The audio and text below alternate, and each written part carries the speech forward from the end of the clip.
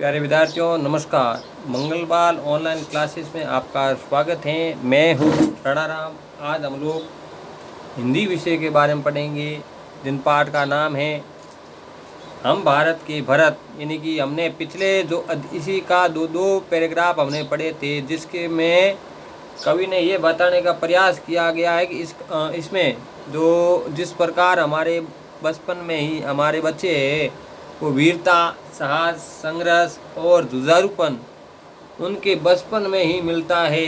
इस प्रकार कविता के दो पैराग्राफ है वो हम भारत के और बड़ी बड़ी ज्वालाओं से ये हमने दो पढ़ लिए थे।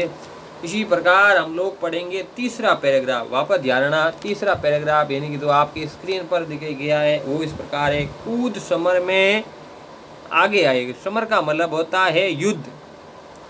जब भी हमें ललकारने का मतलब होता है चुनौती देना या युद्ध करना। वापस ध्यान दें कि ललकारने शब्द का क्या होता है? युद्ध करना। और आगे देखिए, उंगली दांतों तले दबाई असरज से। असरज का मतलब होता है असरज का मतलब होता है आश्चर्य, है ना, विश्व में कह सकते हो। इसी संसार का मतलब होता है विश्व। और दांतों तले उंगली दबाने का मतलब होता है आश्चर्यचकित रह जाना। यानी दांतों तले उंगली दबाने का मतलब होता है आश्चर्यचकित रह जाना। इन्हीं सदियों से बनते आए हैं हम पन्ने इतिहास के। त्याग और बलिदान हमारे व्रत हैं 12 मास के। जब भी निकला हीरा निकला यहाँ किसी भी खान से। कोई देश नहीं है दुनिया में बढ़कर हिंदुस्तान से। कोई देश नहीं है दुनिया में बढ़कर हिंदुस्तान से।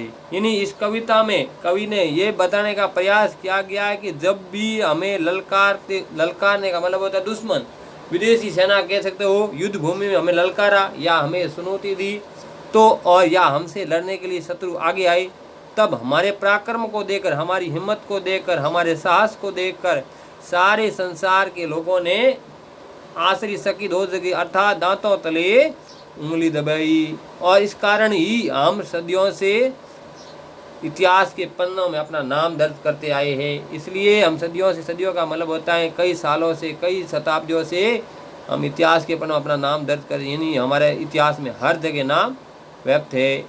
हम मातृभूमि के लिए हम 12 महीने यानी कि 365 दिन, यानी एक वर्ष में 12 महीने होते हैं। इस 12 महीनों में हम त्याग और बलिदान का व्रत संकल्प हम लोग लेते हैं। किसका? इस मातृभूमि की रक्षा का 12 मास यानी कि 365 दिन सदैव हम तैयार रहते हैं। आगे अगली पंक्ति में देखिए, इस भारत भूमि की खानों से सदा हीरे जैसे अमूल्य रत्न अर्थात श्रेष्ठ महापुरुष ही निकले। यानी कि इस धरती में आप देखो, स्वामी विवेकानंद, महात्मा गांधी, इस प्रकार आपको हजारों, छत्रपति शिवाजी महाराज, डॉक्टर अम्बेडकर, इस प्रकार हजारों ऐसे महापुरुष हैं जो इस भारत की भूमि से सदैव एक दो अमूल्य हीरे होते उस रत्न के समान महापुरुष निकले हैं, जिन्होंने देशभक्तों ने या जिन्होंने देश लोगों की वजह से, महापुरुषों की वजह से आज हमारा देश अच्छी तरह चल रहा है। इस मिट्टी में सदा महान देशभक्तों ने जन्म लिया। इस मिट्टी में पैदा होना हमारे लिए बड़े गर्व की बात है। और सारे संसार में इस देश, हमारे भारत देश से बढ़कर संसार से कोई देश नहीं है। अब देखिए अगली जो पंक्ति वो इस प्रकार है, ये धरती जो माँ है अपनी हमें जान से प्यारी है। हर बालक के जिम्मे इसकी चौकस पहरेदारी है। बोलो मेहनत खूब करेंगे, कठिन परीक्षा आई है। माँ का दूध जो पिया है सौगंध उसी की खाई है। इसी उम्र में परिचय पाले हम श्रम से, बलिदान से। कोई देश नहीं है दुनिया में बढ़कर हिंदुस्तान से। ये जो आप कवितांश पढ़ रहे हैं ये हम भारत के भरत नामक कविता से लिया गया है। और इसमें कुछ कठिन शब्दावलियों के अर्थ देखिए। चौकस का मतलब होता है सावधानी के साथ, और पहरेदारी का मतलब होता है रखवाली करना। सौगंध का मतलब होता है शपथ। परिचय का मतलब होता है जानना। और श्रम का मतलब होता है मेहनत। तो आप देखिए इस कवि ये कहना चाहते हैं कि भारत भूमि हमारी जन्म भूमि है।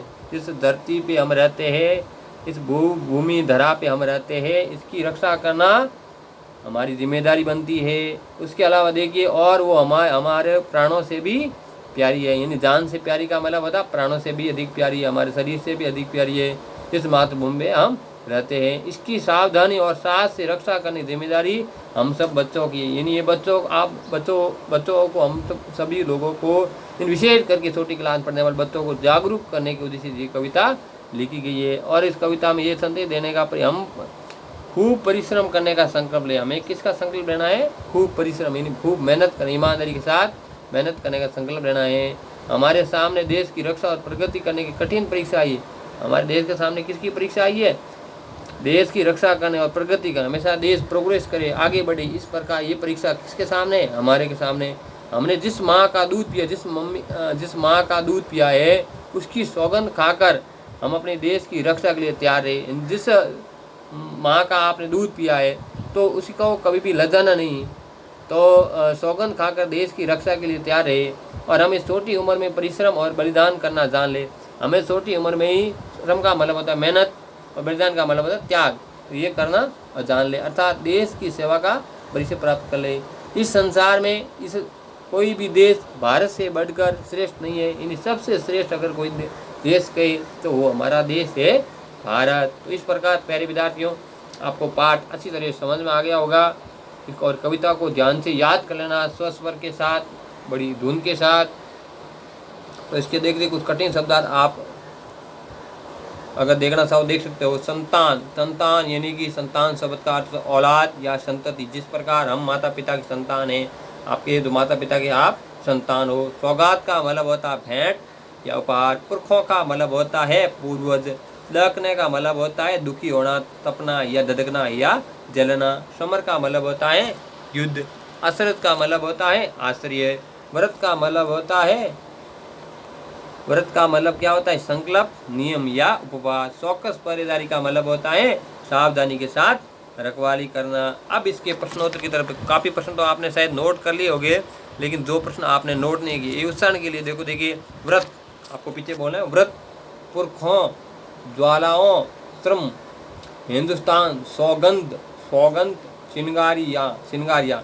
अब देखिए इसके प्रश्न देखिए। भरत किसे खेलते थे? प्रश्न नंबर 1, इसको उत्तर को आप कॉपी में नोट करना है। भरत किसे खेलते थे प्यारे विद्यार्थियों, बताओ देखिए। तो सही इसका आंसर है या उत्तर है भरत शेर के बच्चों के साथ, शेर की संतान का मतलब होता है शेर के बच्चों के साथ खेलते थे। पुरखों का मतलब होता है हमारे पूर्वज। प्रश्न नंबर 2 देखिए।